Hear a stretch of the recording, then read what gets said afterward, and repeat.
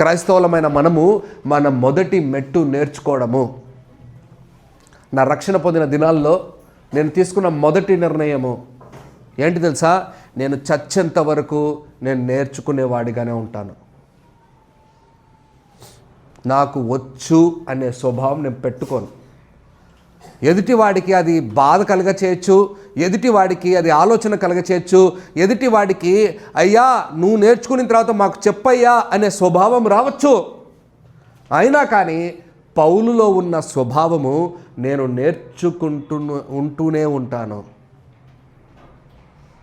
మాత్రం పౌలులో నాకంతా తెలుసు అని ఎక్కడ చెప్పలేదు. బైబిల్లో కొత్త నిబంధనలో ఎక్కడైనా చూడు, ఒక మంచి దైవజనుడిగా జ్ఞానవంతుడిగా మనం బైబిల్లో ఎక్కడ చూసినా కూడా అంతగా మంచి పౌలు గారు ఒక నిదర్శనగా ఉన్నాడు. కానీ పౌలు గారు ఎప్పుడు చూసినా గలతీలకు రాసిన పత్రికలో, తీతులో, తిమోతిలో అన్ని లేఖనాలు